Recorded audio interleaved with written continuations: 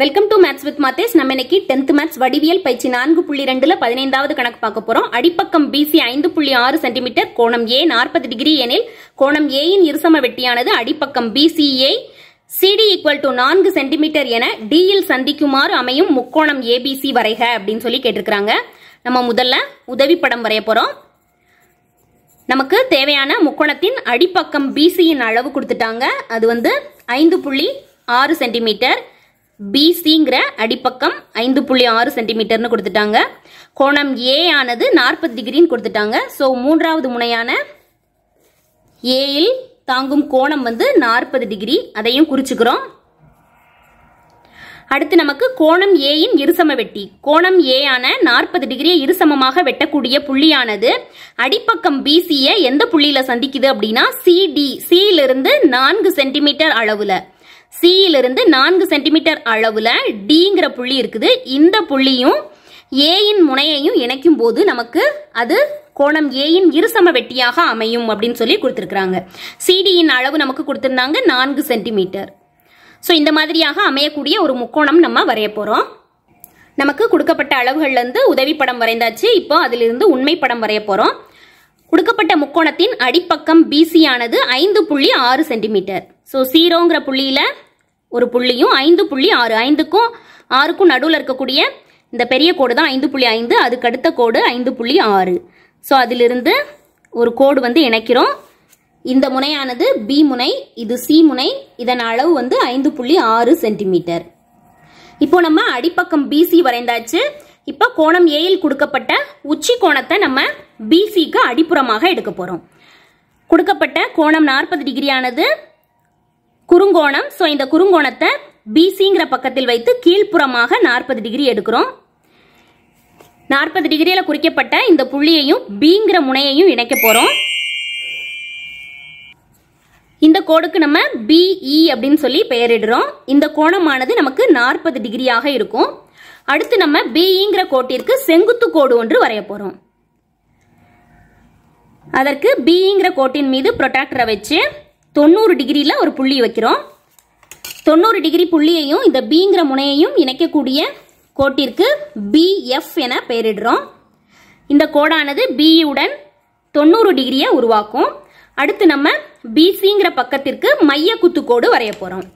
மைய குத்துக்கோடு வரைவதற்கு BCயின் அளவுல பாதிக்கு மேல ஒரு அளவு எடுத்து BCக்கு மேற்புறமாக ஒரு வில், கீழ்ப்புறமாக ஒரு வில், அடுத்து Cங்கிற முனையில அதே அளவை மாத்தாம வைத்து மேல ஒரு வில், கீழே ஒரு வில். ஸோ இந்த 4 விற்களும் வெட்டக்கூடிய புள்ளிகளை குறித்து அதை இணைத்துக்கிறோம். இந்த கோடு வந்து நமக்கு என்ன கோடாக அமையும் அப்படின்னா BCங்கிற பக்கத்திற்கு மைய குத்து கோடாக அமையும். இந்த மைய குத்து கோடானது BCயின் மீது வெட்டக்கூடிய இந்த புள்ளிய G அப்படின்னு சொல்லி சொல்லுவோம். இந்த மைய குத்து கோடானது BFன் மீது வெட்டக்கூடிய இந்த புள்ளிய நம்ம Oன்னு சொல்லி எடுத்துக்கலாம். OB அல்லது OCய ஆரமாக கொண்ட ஒரு வட்டம் ஒன்று வரைய போறோம். OB OC ரெண்டுமே நமக்கு சமமாக தான் இருக்கும். ஸோ OBய ஆரமாக கொண்ட ஒரு வட்டம் வரைந்திருக்கிறோம்.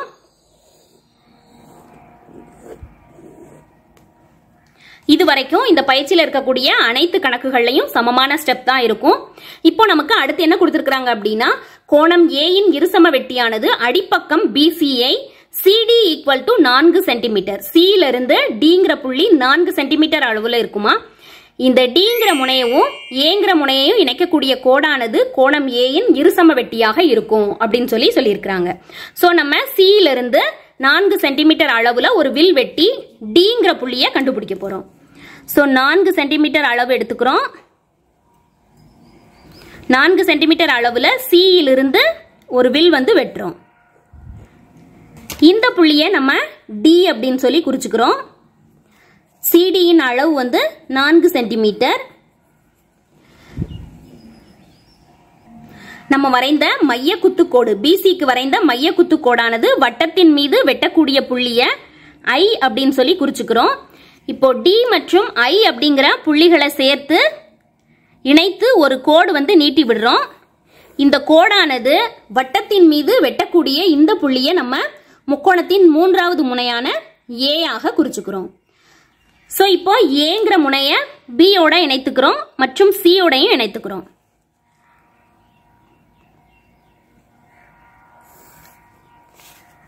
இப்போ நமக்கு தேவையான முக்கோணம் ABC கிடைச்சிருச்சு. இப்போ நம்ம வரைந்த ADI இந்த கோடானது கோணம் A இருசமமாக பிரிக்கணும். அதாவது இந்த கோணம் 20 டிகிரியாக இருக்கணும், இந்த கோணம் 20 டிகிரியாக இருக்கணும். இந்த மாதிரி இருக்குதான்னு சொல்லி நம்ம செக் பண்ணலாம். AB யின் மீது ப்ரொட்ராக்டரை வைத்து இந்த கோணம் ரெண்டும் 20 டிகிரியாக இருக்குதான்னு சொல்லி செக் பண்ணலாம். கரெக்டா இந்த கோணம் BAC ஆனது 40 டிகிரியாக இருக்குது. நாம வரைந்த ADங்கிற கோடானது இந்த கோணத்தை இருசமமாக பிரிக்குது.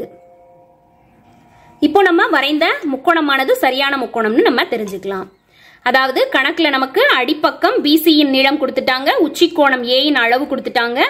கோணம் A யின் இருசம வெட்டியானது BC என்ற பக்கத்தை Dங்கிற புள்ளியில சந்திக்குது. CD யின் அளவு நமக்கு கொடுத்துட்டாங்க 4 சென்டிமீட்டர்.